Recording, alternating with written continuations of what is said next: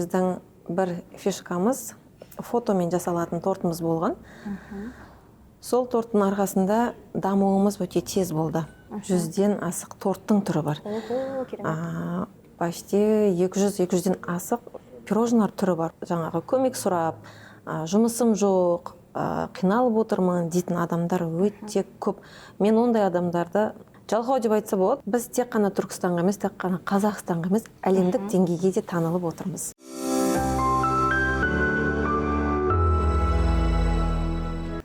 Қайырлы күн достар, сіздермен әдеттегідей тәлімгер подкастының кезекті шығарылымы. Бүгінгі біздің студиямызда ерекше қонақ, себебі ол кісі Түркістан қаласы іскер әйелдер кеңесінің мүшесі, халықаралық табысты әйелдер кеңесінің мүшесі, жеке кәсіпкер, Динара Cake and Maker кондитерлік желісінің негізін қалаушы, бизнес-леди, ол Динара Закирова. Қош келдіңіз, Динара ханым. Саламатсыз ба? Танысқанға қуаныштымын.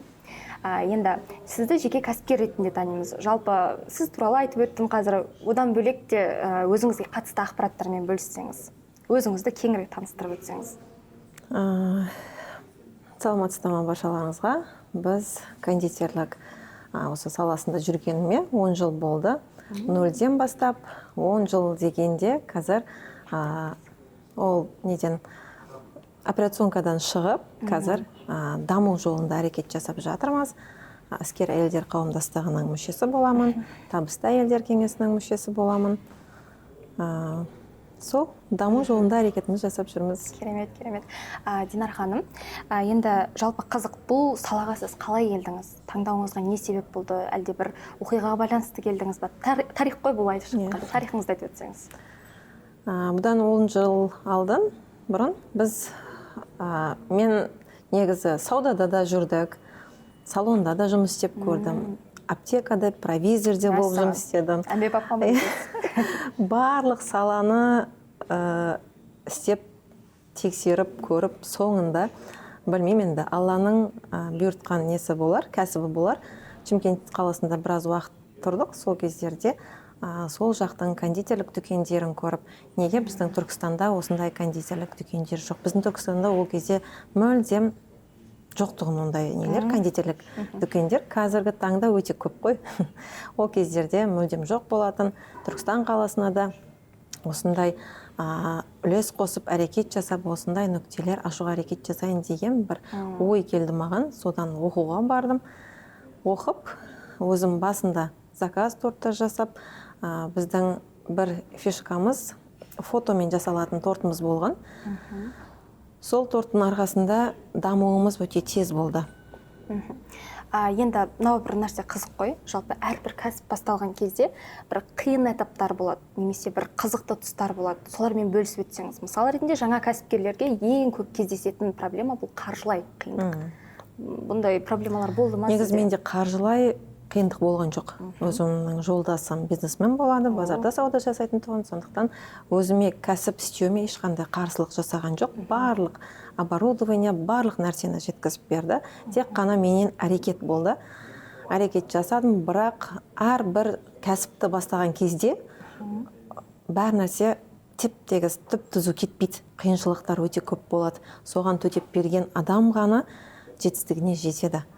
Негізі менде де қиындықтар өте көп болды. Арада осындай біреулерге интервью берген кезде болсын, сөйлесіп отырған кезде, мысалы, көп сұрақ беретіндер болады ғой. Сізде қалай басталды, не жағдайлар болды деген нәрселерді айтқан кезде көзіме жас алатын кездерде болады. Мысалға, кішкентай бөпеммен 2015 жыл 3-ші қызымды босанған кезім, өзіміз жақында бөлек шыққан уақытымыз. Сол кездерде бөпеме қарайтын адам болмайды, жолдасым базарда саудасында болады, үлкендерімде әлі кішкентай. Сол бөпемен қиналып, өзімнің анам кеп көмектесетін тұғын. Ол кездерде қиналып жүріп, түнгі ұйқы дегенді білмей, таңғы 5-ге дейін жұмыс жасап, арада жылаған кездерім болады. Нет, қақтан осы жұмысты бастадым, осы жұмысты бастамасам жолдасым өзі бізді асырайтын еді ғой деген кездер болды. Бірақ соны бәріне көзімізді жұмып, барынша осы нәрсені істеймін. Негізі менде осы оқуға баратын кезімде анам айтқан, әй қызым оқымай ақ қойсай осы оқуды, жаңағы бір машинаның ақшасы кетеді екен, одан көре басқа бизнес істемейсің ба, ертең істеген нәрсең болмай қалса не істейсің деген нәрсе болды. Енді негізі бәрібір келін адам болғаннан кейін, бір оқуға жібергеннен кейін олардың сенімін ақтау керек, істеу керек. Істеймін дедім, әрекет жасаймын дедім, соны дәлелдедім. Керемет. Аллаға сансыз шүкір. Сіз кәсіп деп жатсыз, бизнес деп жатсыз ғой. Жалпы бұл кондитерлік фабрикаңызда қандай тәттілер жасайсыздар? Түрлерін атап өтсеңіз, және қайсы түріне сұраныс жоғары? Оның әрқайсының түрін айта алмаймын. Бізде 100-ден асық торттың түрі бар. Керемет. Почти 200-200-ден асық пирожнылар түрі бар. Оның әрқайсының атын атауын атай алмаймыз. Қазіргі таңда мысалы тренд деген нәрсе бар. Жұрттың бәрі қандай тренд шығады, сол нәрсені істеп шығарамыз.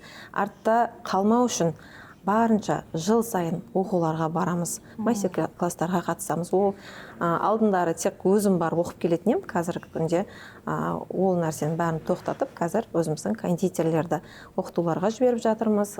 Шет қалалардан мастерлер шақыртып, Түркия мемлекетінен мастерлер келіп, біздің полный цехымызға үйретіп кетеді. Қазіргі таңда Мақсат деген жігіт кондитеріміз бар. Қазір Түркия мемлекетінде өзінің жұмысын оқуын жалғастырып, жаңалықтар оқып келеді жақында. Керемет. Енді бұл фабрика не болғаннан кейін, кондитерлік фабрика болғаннан кейін, ол жерде сіз ғана жұмыс істемейсіз, жұмысшылар да болады. Жалпы қол астыңызда қанша жұмысшы бар? 40 адам бар. Мәссаған. Оның бәрін жұмыспен қамтамасыз етеді. Әрқайсысының позициясы бар. Иә, бәрінікі бөлек. Одан бөлек мынаған көшейік енді. Жалпы әйел адамдардың кәсіпке келу жолын қандай болатынын сіз өзіңіз білесіз. Ол жолда өзіңіз де өттіңіз ғой. Осы тұста сіз не айтар едіңіз әйел адамдарға? Олар қандай болу керек жалпы? Кәсіпке келген кезде неге дайын болу керек? Негізі бізде Түркістан қаласында, не только Түркістанда, бүкіл Қазақстанда жұмыс деген өте көп. Жұмыс істеймін деген адамға, мысалы жұмыс жоқ деп жүретін адамдарға мен таңғаламын. Жұмысқа шақырып, біз жұмысшы таба алмайтын кездеріміз болады, мысалға. Ал бірақ жаңағы көмек сұрап, жұмысым жоқ, қиналып отырмын дейтін адамдар өте көп. Мен ондай адамдарды жалқау деп айтса болады, ондай адамдарды басқа емес. Әрекет жасаған адам жұмыс таба алады. Біз жаңағындай қиналған басқа нелер болсын. Қазір біз жақында өз ісіңді баста деген проект бойынша да жұмыс істедік, бір жыл бойы. Бір 2 келіншекті, ол жерде жаңағы отбор болды, 100 адамның ішінен 3 адам іріктеп алынған болатын, соның 2-ні портниха бойынша, шаштараз бойынша и кондитерлік саласы бойынша оқытып, қолдарына дипломдарына тапсырып, сол проектті біткіздік. Енді ол қыздар әбден рахметтерін айтып кетті. Біз ол жерде ешқандай бізге келетін бір қаржылай, біреу еш нәрсе төлеген жоқ. Тек қана сол жаңа үйде отырған қыз келіншектерге өмір жолында жолын тапсын. Жұмыспен әйтеуір кондитер саласы болмаса да, шаштараз болса да, жаңағы портниха болса да, әйтеуір үйінде біреудің шалбарын қысқартса да, жұмыспен қамтамасыз етілетіндей біліміміздің бар білімімізді соларға үйреттік. Енді осы сұрақты ақыр бастадық қой. Қалай қарайсыз, қалай ойлайсыз? Әйел адамдар кәсіп бастағанда көбіне қай бағытты таңдап жатады негізі? Осы туралы айтып өтсеңіз. Қазіргі енді басқа салаларды білмеймін, қазіргі таңда кондитерлік саласын таңдап жатқандар өте көп деп ойлаймын. Неліктен деп ойлайсыз бұны? Жеңіл жұмыс па? Жоқ. Неге онда көп адам барады оған? Жеңіл жұмыс емес. Өте кәсіптердің ішінде ең қиыны десем де болады. Жауапкершілігі өте мықты жұмыс. Неге дегенде клиент сізге заказ берген кезде заказы ойындағыдай шығу керек. Қазір интернет желісі, телефонда қандай нәрсе көреді, сол нәрсені шығарып беруіңізді қалайды. Мысалға, біз барынша сол артта қалмайық, алдында болайық деп тек қана ізденудеміз. Ең шетелдерде қандай нәрсе тренд болып жатыр, сол трендтің барлығын шығарып, клиенттеріміз не көрсетеді, фотосын, любойын істеп береміз. Керемет. Жалпы бұл кәсібіңіздің қанша нүктесі бар? Осы тек Түркістанда ғанасыздар ма, әлде басқа қалаларда бар ма? Жоқ, қазірше Түркістан қаласындамыз, официальный 2 нүктеміз бар. Коллаборация бойынша жұмыс істесетін жерлеріміз 3 супермаркет бар, 1 ресторан бар, 30 шақты кафелерге холодильник орнатып беріп, өзіміздің тәттілерімізбен қамтамасыз етіп отырмыз қазір. Маған қызық болып тұр да, жалпы сіз шәкірт тәрбиелейсіз ба, сабақтар өтесіз ба, немесе тренингтер деген секілді? Менде отдельно студиям да бар, мастер-класс өту бойынша, бірақ қазіргі таңда оған онша уақыт бөле алмай жатырмын. Қазір тек қана осы кондитерский саламызда нүктелерімізді көбейту әрекетінде жүрміз. Қазір үлкен проектіміз бітіп жатыр. Жақын күндерде ол жер біткен кезде Алла қаласа Инстаграм парақшамызда бөлісетін боламыз. Үлкен нүктеге әрекет жасап жатырмыз қазір. Ой, керемет. Динара ханым, жалпы естуім бойынша сіз көпбалалы ана екенсіз. Енді сөзімнің басында да айтып өттім ғой, әйел адамдарға кәсіпке келу өте қиын. Қиын жолдан өтеді. Жалпы кәсіп пен отбасын бірдей алып жүруге қалай жеттіңіз? Және де бұл деңгейге жетудің сыры қандай? 3 ұл, 1 қызым бар. Үлкен ұлым 16 жаста, 14 жас, 10 жас, кішкентайым 2,5 жаста. Сол жұмыспен бірдей балалыда болып жатырмыз. Білмеймін, жұмыспен болып арада бәрібір қиналатын кездер болады, баланың ауыратын күні болады. Менде балдарым негізі шамалы капризный, сәл нәрсеге ауырып қалады, сәл нәрсеге отравление болып қалады деген сияқты. Білмеймін, ұйықтамасақ та жұмысымызды атқарып жатырмыз. Керемет. Жалпы сіз жұмысқа адам алған кезде оның бойында қандай қасиеттерге назарда аударасыз? Бізде 3 күн стажировка деген болады. 3 күн стажировкада көреміз қалай икемі бар ма жоқ па. Жұмыс істеймін деген адам өзі білінеді. Біздің жұмысымыз, айтып отырмын ғой, қиын жұмыс. 3 күнге жетпей, 1 күннің өзінде өздері келмей қалатын нелерде болады, мысалыға. Тік аяқта тұрады азаннан кешке дейін. Тек қана обед уақытында отырады. Оға дейін мүлдем уақыттары болмайды. Тек қана жаңағы магазиндерден заявка келе береді, солар толтырып отырады. Негізі жұмысымыз қиындау. Мен мына жерде көзім түсіп отыр да, мына журналды алып келген екенсіз. Осы туралы айтып өтсеңіз, жалпы сізге қатысты ішінде материал бар ма деген секілді. Ол ішінде материал бар, сол жұмыс, осы кәсіпке қалай келдім, қалай бастадым. Жаңағы полный ақпаратымыз осы журналдың ішінде. Біз тек қана Түркістанға емес, тек қана Қазақстанға емес, әлемдік деңгейге де танылып отырмыз. Мәссаған, керемет. Жалпы осы жерде что дейсіз ғой материалымыз. Одан бөлек нағы бір сұрақты қояйын. Осы уақытқа дейін, яғни кәсіпті бастаған уақыттан қазірге дейін қандай жетістіктерге жеттіңіз, соларды атап өтсеңіз. Кәсіпкер бұл тек қана өзінің кәсібін жүзеге асыратын адам емес, сонымен қатар кейде қоғамға да, әлеуметтік жағдайы төмен адамдарға да көмектесіп жатады ғой. Осы тұста қандай бір игі істер атқара алдыңыз деген секілді сұрақтар бар. Енді сауапты істерді бәрін бетіп атап өтпей қойын, ол нәрсе сыр бола қойсын. Негізі бізде жігерлі жүрек деген осындай бір не бар. Сол жерде әртүрлі балдар бар. Сол балдарға, балдардың көңілін көтеру үшін, ол жерде жаңағы балдардың қуанышын көру үшін біз олар тек қана праздниктан праздникке торт істеп берсеңіздер деп хабарласқан болатын басында. Соны дайындап беріп жүрдік. Одан кейін балдардың әр туылған күнде тортпен барып жаңағы қуантыру ойымызға келді. Сөйтіп барып жүріп, жаңағы балдарды барып құттықтаймыз. Білмеймін, өте бізге әсерлі, жаңағы балдардың қуанғанын көріп, біз өте қатты қуанамыз. Сондай жерлерге барып тұрамыз. Керемет.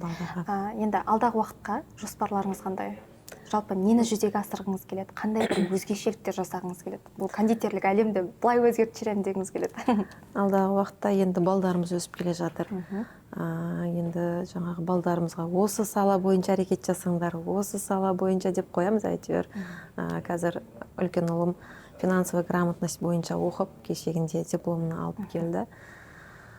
Алла қаласа, балдарымыз да осы жұмысты, кәсіпті дөңгелетіп, әлемдік деңгейге жету деген бір ниетіміз бар. Амин, айтқаныңыз келсін. Енді болашақта отбасылық кәсіп болуы мүмкін дейсіз. Керемет. Енді жалпы болашақта осы кондитер саласына қызығатын жас мамандарға не айтқыңыз келеді? Қандай ақыл кеңес бергіңіз келеді? Олардың бойында қандай қасиет болу керек? Адамдармен қалай араласу керек деген секілді. Өзіңіздің мынау өмірлік тәжірибеңізден үлгі етіп айтып өтсеңіз. Негізі жаңағы адамдармен араласу деген жақтарын не аламаймын. Мысалы, қазір таңда интернет желісі деген өте қатты дамыған. Жаңағы әрекет жасап, кондитерлік сала бойынша әрекет жасап істесе, табыс көзі де жақсы. Суықта көшеде жүрмейді. Ыстықта жүрмейді. ыстық күні салқын кондиционердің астында жұмыс істейді, суықта ыстық пештің алдында жұмысын істейді. Таза жерде негізі нан деген бұл жаңағы несібелі жұмыс қой. Сондықтан кондитерлік саласына келем деген жастарға айтарым, өте дұрыс таңдау. Тек қана жаңағы істеу, әрекет жасау, оқудан ешқашан тоқтамау керек. Мен бір жаңағы оқуды оқыдым, болды, өмірімнің соңына дейін жетеді деген нәрсе болмайды. Жаңағы өзін дамытып, жыл сайын өзі үшін әрекетін жасап, оқуға әрекетін жасай беру керек. Жаңалықтар іздене беру керек. Қазір енді кондитерлік сала бойынша өте көп қой нүктелер. Жаңағы конкуренция деген нәрсе бар. Солардан жаңағыдай оза алатындай өзінің бір фишкасы болуы керек. Біз енді бастаған кезімізде ондай кондитерлер көп болған жоқ. Сондықтан да тез көтеріле алдық деп айта аламын. Тем более біздің жаңа фишкамыз болды. Біз әрқашан біздің фишкамыз болатындай бір өте керемет вау дейтіндей нәрселерді не қыламыз, дайындаймыз, шығарамыз. Сонымен көзге көрініп жүреміз постоянно. Енді маған қызық болып тұр да, жалпы үлкен кондитерлік фабриканың басшысыз ғой бұл жерде. Сіздердің өнімдеріңізді тұтынушылардың пікірлері қандай? Сіз онымен андай кері байланыс орнатасыз ба деген секілді ғой. Солар туралы айтып өтсеңіз қызық бұл. Енді ол нәрсе бізде Инстаграм желісінде обязательно комментарияға жазылады. Біздің клиенттеріміз, доволен клиенттеріміз өте көп. Енді арада біреулер болады ғой. Міндетті түрде ол. Иә. Жаңағы күріш күрмексіз болмайды деп айтады ғой, сол сияқты арада мысалы 99% клиенттеріміз риза болған кезде арада 1% ғана шығады. Болады ондай нәрселер. Десеңізші. Иә. Енді жаңада айтып өттік, жаңа кәсіпті бастағысы келетін жастарға жалпы мемлекет тарапынан көмектесетін, я болмаса қаржысыз көмектесетін ұйымдар, бір орындар бар ма сондай жерлер? Өзіңіз білетін. Енді мен өзім ондай нелерге неғылмағаннан кейін бұл нәрседен хабарым жоқ екен. Жалпы Динара ханым, жетістіктеріңіз туралы естіп жатырмыз. Енді бизнесте жетістікке жетудің өзінің артында да қиындықтары болады, бір сәтсіздіктер, бір құлап тұру деген нәрсе болады. Сондай бір оқиғалар болды ма, өзіңіздің басыңыздан өтті ма? Ондай жағдай обязательно болады негізі. Мысалы Инстаграмда тек қана жылтырақ жағы көрінеді деп айтады ғой. Сол сияқты Инстаграм желісінде ондай қиындықтар айтылмайды, басқа болмайды. Тек қана жетістіктеріміз көрсетіледі. Біздің жаңа 2015 жылы пока әлі ешкімге танылмай тұрып, мен өзім өте андай асығыстық жасаған екем. Магазин ашамыз деп, осы өзіміздің Қуаныш базардың ішінен магазин ашқан болатынбыз, Динара торт деп. Сол кезде жаңа кішкентай бөпем бар, таңғы 5-ге дейін жұмыс істейтін едім ғой. Таңғы 5-ге дейін не үшін жұмыс істеймін? Ол кезде заказ деген толып жатқан жоқ қой жұмысты, енді бастаған кезде. Жаңа магазин толтыруым керек. Магазин аштық, арендаға магазин алып, жаңа жолдасым үшін бәрін толтырып берді. Өзімнің мамам келіп жаңа булочка пісіріп береді. Өзім жаңа пирожный, торт барлығын істеп шығарамыз. Жаңағы шығарған өнімдеріміз мүлдем өтпейтін.